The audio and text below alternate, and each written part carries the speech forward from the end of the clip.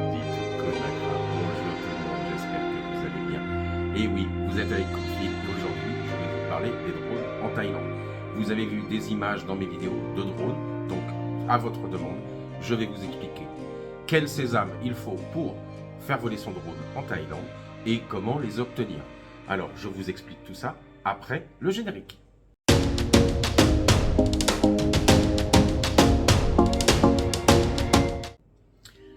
Alors je sais, tout le monde veut faire des belles vidéos, des belles photos, et les drones c'est pratique, mais faites attention, il y a des règles en Thaïlande, et les voici.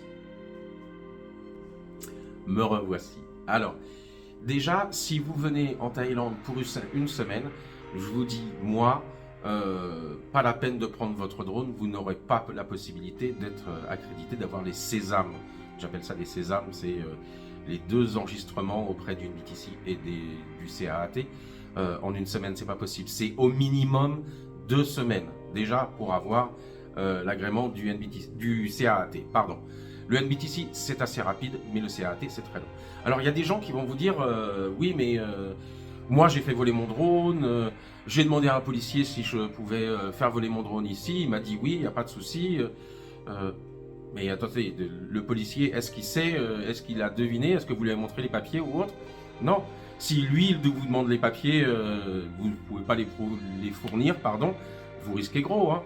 Alors, si vous voulez le faire voler, si vous avez votre drone en Thaïlande, il faut savoir que vous, par exemple, vous voyagez, vous passez juste par la Thaïlande et vous allez dans un autre pays 2 ou 3 jours après ou une semaine après et que vous voulez faire voler votre drone dans l'autre pays, là c'est possible. Il y a une exemption de 30 jours. Vous avez 30 jours pour faire vos demandes de permis pour voler. Donc il faut le savoir.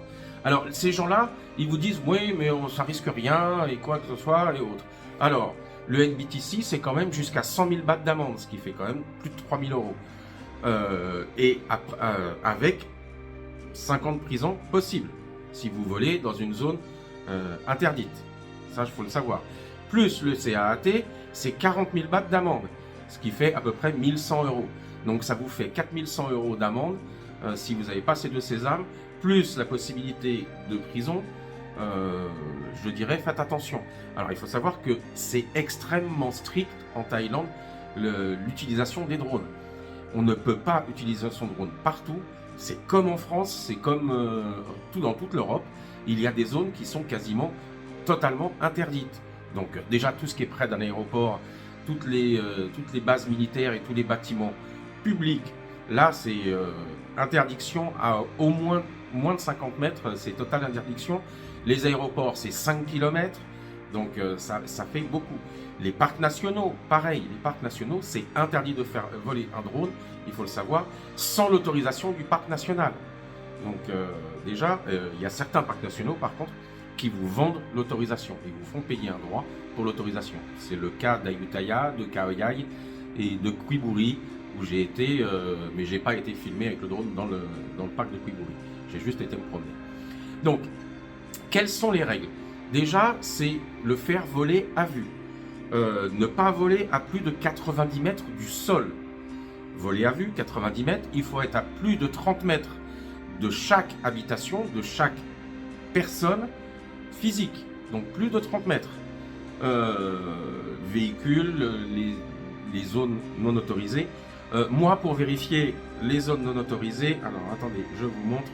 J'utilise une app, c'est l'app Dronecast, pardon, je vous la remets, je viens de la fermer. Dronecast, c'est comme ceci, si elle s'ouvre, elle me donne le vent, le temps, la vitesse du vent, et etc., etc., comme toutes les applications de drone. Mais celle-ci, l'avantage sur la map, alors évidemment elle va me mettre à côté de chez moi et c'est vol totalement interdit. À côté de chez moi c'est vol totalement interdit parce que j'habite Bangkok. Donc dans les villes déjà de toute façon c'est interdit. Donc il y a énormément de zones d'exclusion. Aéroport c'est pas 5 km, c'est 9 km, c'est 5 miles, pardon, j'ai dit une bêtise, c'est 5 miles et non pas 5 km, ça fait donc 9 km. Je vérifie mes notes en même temps parce que j'ai pas de prompteur, je suis désolé pour les puristes, j'ai pas de prompteur. Donc voilà, ce sont pour les règles du vol des appareils non habités. Alors, pour s'enregistrer auprès du NBTC ou du CAAT, il y a deux solutions. Ou vous le faites vous-même, ou vous prenez un intermédiaire qui le fait pour vous. Alors, il y a des possibilités. Si vous achetez votre drone en Thaïlande, ça c'est super simple. Si vous achetez un drone DJI par exemple, moi je suis passé par le club DJI Thaïlande. C'est eux qui me font mes enregistrements et mes renouvellements à chaque fois que j'ai besoin de les faire. Ça me coûte de l'argent, hein, je les paye, c'est pas gratuit. Je paye 1300 bahts. 1300 bahts, ça doit faire du 40 euros. 40 euros pour 2 ans. Donc voilà, je suis tranquille. Mais vous, si vous n'achetez pas, vous avez déjà votre drone, il est possible d'utiliser des agences. Alors souvent, ces agences, ce sont des compagnies d'assurance qui vous font les enregistrements, mais qui vous demandent de prendre l'assurance chez eux. Alors, une assurance de drone en Thaïlande, si vous la prenez en Thaïlande, ça coûte à peu près 1500 bahts par an. Et l'enregistrement, 1500 bahts. Ça vous fait 3000 bahts. Ça vous fait du 80 euros. Pardon, j'étais en train de recompter. Il faut que je fasse les conversions à chaque fois. Parce que vous vous plaignez, vous mettez, ah oui, mais si vous mettez les prix en euros. Le problème, c'est que l'euro, il fluctue tellement. Il y a 3 mois, il était à 31. Là, il est à 38. Après, il était à 35. C'est tout le temps assez compliqué. Et l'avantage, si vous prenez une agence, par exemple, vous pouvez fournir déjà certaines adresses, certaines choses, certains papiers pour le CAAT. C'est-à-dire que le NBTC, vous ne pouvez pas faire la demande en avance, donc quand vous êtes en France, en Belgique ou en Suisse, mais le CAAT, vous pouvez le faire 1 à 2 semaines à l'avance. Donc, qu'est-ce qu'il faut dans ce cas-là? Il faut faire des photos de son drone, payer bien sûr l'agence, faire la photo du drone sur tous les côtés. Les agences, elles demandent sur tous les côtés. Vous déverrouillez absolument tout. Il faut voir les numéros de série que vous avez. Ici, la photo avec la caméra et bien sûr la photo du contrôleur avec les numéros de série. D'accord? Ça, c'est pour le NBTC et pour le CAAT. Ils le demandent pour les deux. Donc, il faut le savoir. Donc, si vous utilisez une agence, l'avantage, c'est qu'elle peut faire une partie des papiers en ligne pour vous. Vous aurez juste à fournir l'adresse de votre hôtel en Thaïlande, le premier hôtel. Ça fonctionne comme ça. Le NBTC, là, c'est plus compliqué parce que le NBTC, il faut absolument avoir son tampon sur son passeport. Il faut montrer et faire la photocopie du tampon d'arrivée du passeport. Alors moi j'ai une tonne de papier dedans et une tonne de tampons comme vous voyez. Donc les renouvellements, les 90 jours, etc., etc. Donc il faut absolument le tampon pour le NBTC. Donc, je vous disais l'avantage de l'agence ou de la compagnie d'assurance qui vous fait ceci, c'est pratique. Vous n'avez rien à faire à part faire les photos, remplir les papiers dont je vous mettrai les formulaires en ligne à remplir et autres. Je vous mettrai bien sûr tout ça sous la vidéo. Donc vous n'aurez plus qu'à cliquer dessus. Si vous voulez le faire par vous-même, alors là, une fois que vous arrivez en Thaïlande, vous êtes là pour un mois, 2 mois, plus de 15 jours, hein, automatiquement plus de 15 jours, parce que le CAAT, c'est au minimum 2 semaines pour l'enregistrement. Et c'est le minimum. Moi, pendant le Covid, ça avait pris 3 mois. C'était au tout début du Covid. C'était extrêmement compliqué. Ils ont mis 3 mois pour me faire mes autorisations. Mes fameux César. Voilà. Donc, si vous voulez le faire par vous-même, le NBTC, c'est très facile. Vous pouvez ou faire le formulaire en ligne avec copie, scan de votre tampon et autres. Vous envoyez au NBTC, vous avez ça en les 72 heures. Le CAAT, vous envoyez tout ça et vous attendez le retour. C'est juste, il faut juste les payer. Je sais plus, je n'ai plus le prix en tête du prix du NBTC et du CAAT, mais c'est payant. Hein, je vous le dis, je vous le mettrai là. Combien ça coûte NBTC et CAAT.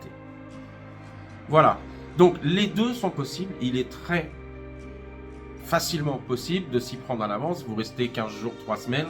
Vous prévoyez au moins 2 semaines à l'avance de vous enregistrer auprès du CAAT ou vous contactez une agence. Je vous mettrai par exemple une société d'assurance qui le fait. Si vous voulez prendre et l'assurance et l'agent qui va s'occuper des enregistrements de votre drone, il n'y a pas de souci, je vous en mettrai un en dessous.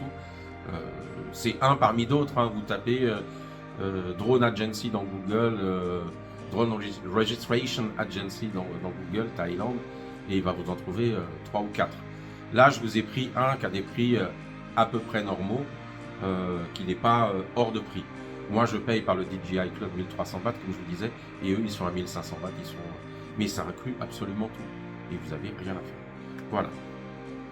Alors, je vous mets tout ça dans la description. Qu'est-ce que j'ai oublié?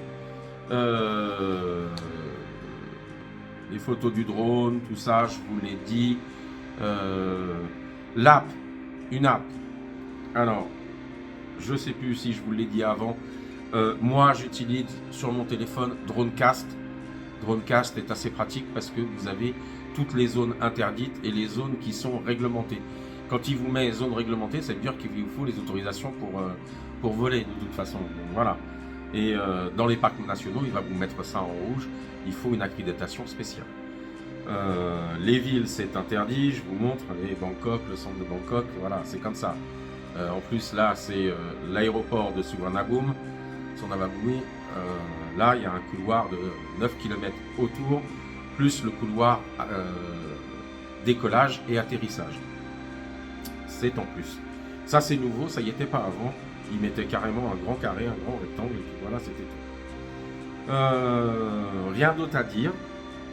Donc, si vous avez des questions, surtout n'hésitez pas, hein, si vous avez des questions à propos des drones, vous pouvez les poser sous la vidéo dans YouTube, bien sûr, pas sur Facebook, puisque je vous partage aussi mes vidéos sur Facebook, mais sous YouTube, ça m'aide énormément.